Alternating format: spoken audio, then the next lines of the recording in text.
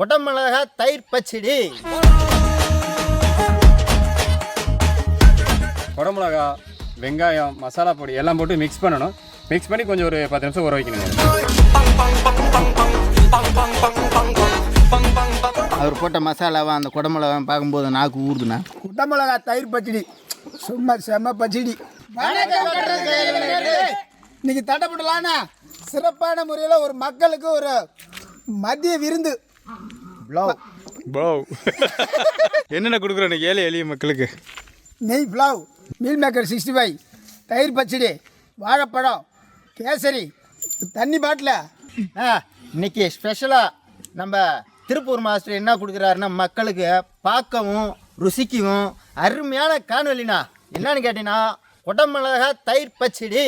குடமிளகா தயிர் பச்சடி வந்துட்டு சாப்பாடுக்கு சாப்பிட்லாங்க, புலாவுக்கு சாப்பிட்லாம், சப்பாத்திக்கு சாப்பிட்லாம், எல்லாத்துக்கும் சாப்பிட்லாம். ஆனால் சூப்பராக இருக்குங்க. மெயின் வந்து ப்ளவுக்கு சாப்பிட்லாண்ணே. ப்ளோக் என்ன பாசல வித்தியாசம் இருக்கு.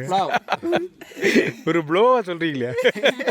இன்று 4 பேர் பிறந்தநாள் காணும் அந்த நல்ல உள்ளங்கள் யாருன்னு பார்த்தீங்கன்னாக்கா சத்யசீலன் அவர்கள், சாஸ்தா எசக்கியல் அவர்கள், மாலதி அவர்கள், காயத்ரி தேவி அவர்கள். நம்ம கூட சேர்ந்து அந்த 4 பிறந்தநாள் காணும் அந்த நல்ல உள்ளங்களை வாழ்த்துவது யாருன்னு பார்த்தீங்கன்னாக்கா அவங்க குடும்பத்தார் சிங்கப்பூர்ல இருந்து வாழ்த்துறாங்கண்ணே.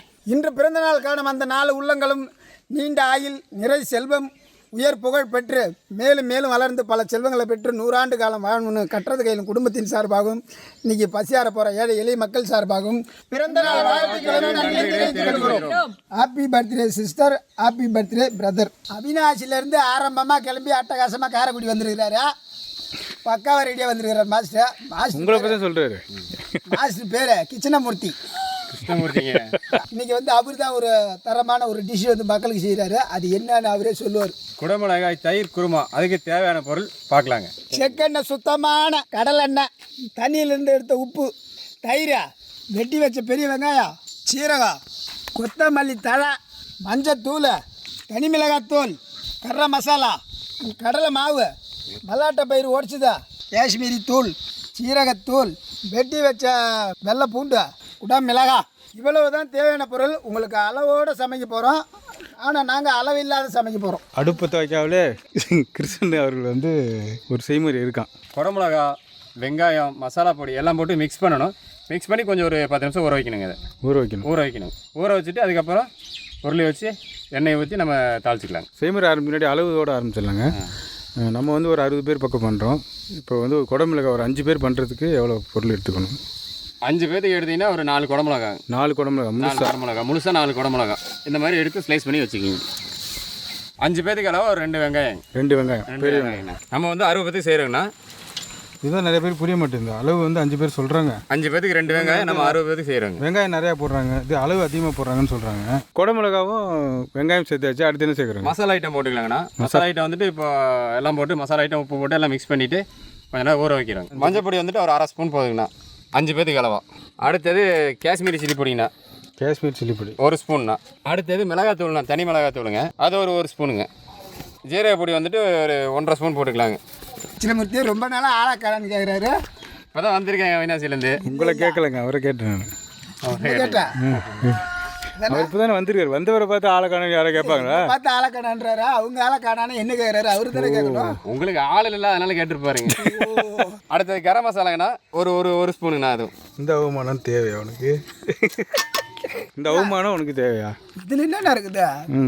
அடிப்படை தான். டேய் ஏதோ ஒரு 14 வயசு 16 வயசு பையனுக்கு வந்து லவ் பண்ணுறது எப்படின்னு தெரியாது. ஒரு கற்றுக் கொடுக்கலாம் வாய்ப்பு இருக்குது. அப்போ இந்த வருஷத்து இப்போ உள்ளவங்கலாம் வந்து 8 வயசு 9 வயசுல லவ் பண்ணால் என்னன்னு தெரிஞ்சுது. அதாவதுண்ணா நீ 32 வயசு ஆகுது, இன்னும் லவ்னாலும் என்னன்னு தெரியல, கல்யாணம்னாலும் என்னன்னு தெரியல. அதாவதுண்ணா அப்போ ஆள் இல்லாமல் தான் இருப்பாங்க. அப்போ கேட்க தான் செய்வாங்க.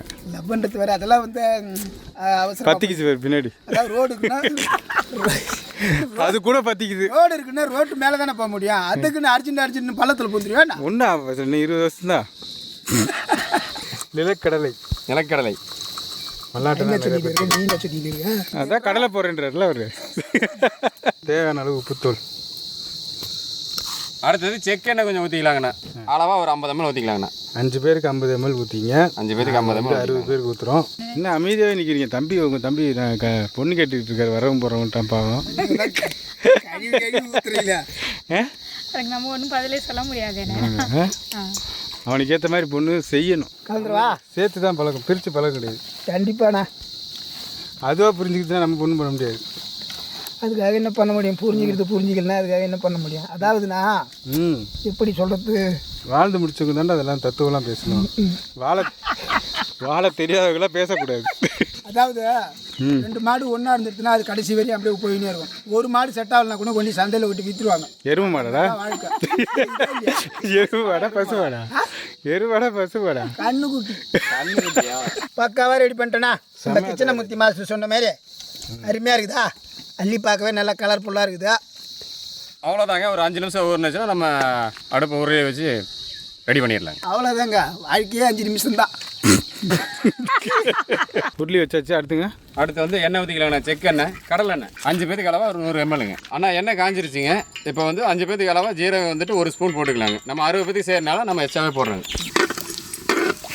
ஜீரகம் பொரிஞ்சிருச்சுன்னா பூண்டு போட்டுக்கலாங்க. பூண்டு வந்து 5 பேருக்கு அளவாக ஒரு 10 பூண்டுங்க.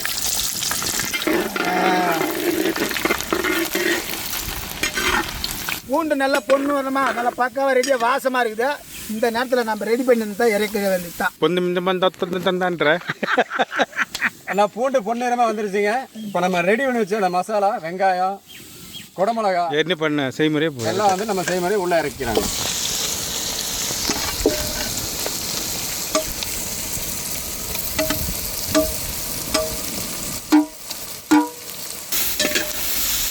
நல்லா எண்ணெயில் வதவணும்ண்ணா. வதங்கணும். வதவணும். குடமிளகாவுக்கு ஏற்கனவே வந்து உப்பு போட்டிருக்கோங்கண்ணா. பத்தாவதுக்கு கொஞ்சம் போட்டுக்கிறோங்க. இப்போ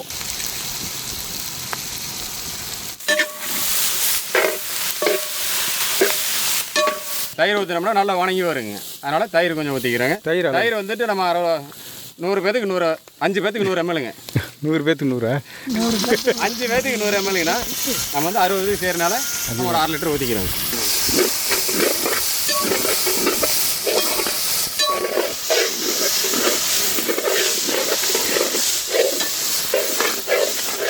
அலசி சேர்த்துக்கிறோம். தயிர் ஊற்றிட்டு அந்த தண்ணியை வந்து அலசி சேர்த்துக்கிறோங்கண்ணா. அப்போ நல்லா கலர்ஃபுல்லாக இருக்காண்ணா.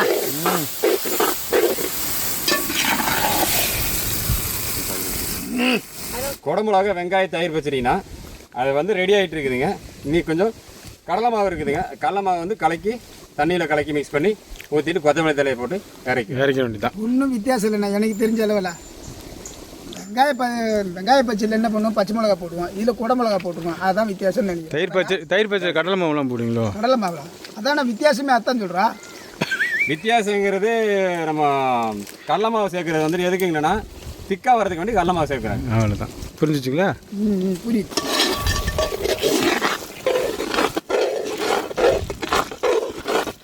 கடலை மாவில் தண்ணி ஊற்றி கரைக்கிறோம்.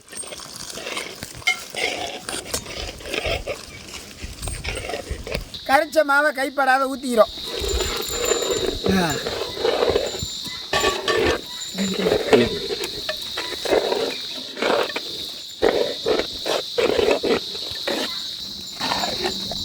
பச்சடி தயாராகிட்டு இருக்கா?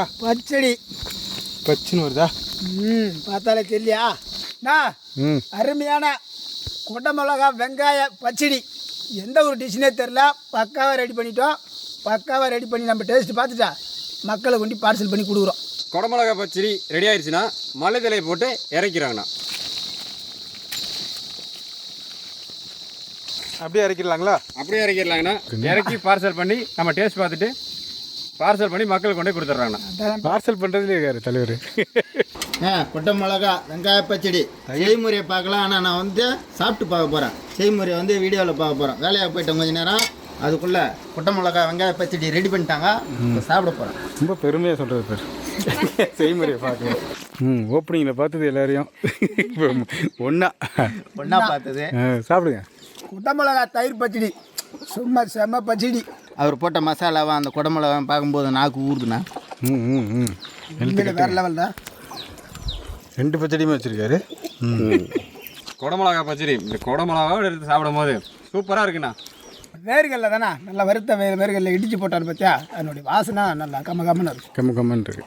குடமிளகாவும் இந்த மசாலாவும் இந்த ஃப்ளோவில் சாப்பிடும்போது அவ்வளோ டேஸ்ட்டாக இருக்குன்னா நம்ம இந்த ஃப்ளோவுக்கு தான் இல்லை இட்லி கூட செஞ்சு சாப்பிட்லாம். ஏன்னா குடமிளகாவோட வாசனையே வேறு, போட்டு சாப்பிட்டா சூப்பராக இருக்கும். அருமையாக இருக்குண்ணா. குழம்புலாவோட புலாவ் சாப்பிடும்போது நல்லா சூப்பராக இருக்குண்ணா. தயிரோட புளிப்புத்தன்மையும் அந்த காரத்தோட அந்த கரம் மசாலா தூள்லாம் சேர்த்தோன்னா சும்மா சூப்பராக இருக்குது. அது மாதிரி நம்ம மென்று சாப்பிடையில அந்த வேர்க்கடலை அந்த தட்டுப்படையில் அது ஒரு சுவையும் தனியாக சூப்பராக இருக்குதுங்க. நல்லா வீட்டுக்கு இட்லி எடுத்துன்னு போடாது. இட்லி தோசை சப்பாத்தி பரோட்டா கூட சாப்பிட்லாம். அவ்வளோ ஒரு டேஸ்ட்டாகவும் சுவையாகவும் இருக்குது. குடமிளகா வெங்காய தயிர் பச்சடி பக்காவை செஞ்சு கொடுத்துருக்காங்க. உங்கள் வீட்டில் நீங்களும் செஞ்சு சாப்பிட்டு பாருங்கள். இந்த விருந்து எதுக்கு வைக்கிறேன்னு பார்த்தீங்கன்னாக்கா 4 நல்ல உள்ளங்களுடைய பிறந்தநாளுக்காக சிங்கப்பூர்ல இருந்து ஏழை எளிய மக்களுக்கு இன்றைக்கி சிறப்பான முறையில் விருந்து கொடுத்துருக்காங்க. நாங்களும் சுவைச்சோம், மக்களுக்கும் கொண்டு சிறப்பான முறையில் கொடுக்க போகிறோம். போகலாம்ண்ணா? போலாங்கண்ணா. மீல் மேக்கர் 65 பொரிச்சு வச்சுங்க. கருவேப்பிலை போட்டு நல்லா வாசனையாக எடுத்துக்கிறாங்க. கருவேப்பிலை வாசனை தான்ப்பா. அப்படியே குளிக்க விட்டு பார்சலை கட்ட வேண்டியதானா? குளிக்க விட்டு பார்சலை கட்டிட வேண்டியதான். வாசனை கமன்னு வருது. தயிர் பச்சடி பார்சலா? ஓகே, பக்காவாக ரெடியாக இருக்குது. பார்சல் பண்ணிடுங்க. வெஜ்ஜி குருமா பக்காவாக ரெடியாக இருக்குது. பார்சல் பண்ணிக்கிறோம். இப்படி பார்சலே போட்டு வச்சுருக்காங்க. வாழைப்பழம் ஏழை மக்களுக்கு பக்காவாக பார்சல் பண்ணுறேண்ணா. சுட்டா அது கூடவே மீல் மேக்கர் 65 வைக்கிறீங்க. ஆமாண்ணா.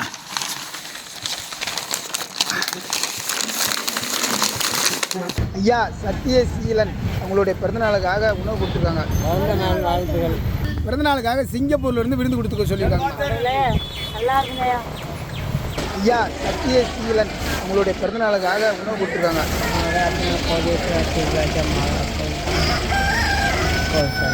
சாஸ்தா இசக்கியல் அவங்களோட பிறந்தநாளுக்காக கொடுத்துருக்காங்க சிங்கப்பூர்லேருந்து. சாப்பிடுங்க. பிறந்தநாள் வாழ்த்துக்கள். மீன் நீரோடு வாழ்க. காளி மீனாட்சி கருப்பசாமி துணையாக இருக்குன்னு என்னைக்கு. சாஸ்தா இசக்கியல் அவங்களோட பிறந்தநாளுக்காக கொடுத்துருக்காங்க சிங்கப்பூர்லேருந்து. சாப்பிடுங்க. தடப்படலான விருந்து இருக்குது. பிறந்தநாளுக்காக சாப்பிடுங்க. சிங்கப்பூர்லேருந்து உணவு கொடுத்துருக்காங்க ஐயா. பிறந்தநாள் வாழ்த்துக்கள். காயத்ரி தேவி உங்களுடைய பிறந்தநாளுக்காக விருந்து கொடுத்துருக்காங்க. பாட்டி சாப்பிடுங்க. மாலதி அவங்களோட பிறந்தநாளுக்காக சிங்கப்பூர்லேருந்து கொடுத்துருக்காங்க. ஐயா சிங்கப்பூர்லேருந்து பிறந்தநாளுக்காக சாப்பாடு கொடுத்துருக்காங்க. சாப்பிடுங்க. தடப்படலான விருந்து இருக்குது. பிறந்தநாளுக்காக சாப்பிடுங்க. சிங்கப்பூர்லேருந்து கொடுத்துருக்காங்க. மாலதி அவங்களோட பிறந்தநாளுக்காக சிங்கப்பூர்லேருந்து கொடுத்துருக்காங்க. சிங்கப்பூர்லேருந்து விருந்து கொடுத்துருக்காங்க. சாப்பிடுங்க. நல்லா உள்ளங்க, நல்லா வளரணும். வருஷம் மிச்சோட எல்லாத்துக்கும் கொடுக்கணும். அவங்க நல்லா இருக்கணும். புள்ள ஓட்டி பேரம் பேத்தி எல்லோரும் நல்லா இருக்கணும். சிங்கப்பூர்லேருந்து பிறந்தநாளுக்காக கொடுத்துருக்காங்க. சாப்பிடுங்க. சிங்கப்பூர்லேருந்து விருந்து கொடுத்துருக்காங்க. சாப்பிடுங்க. கொடுத்தவங்க ரொம்ப நன்றி சாமி.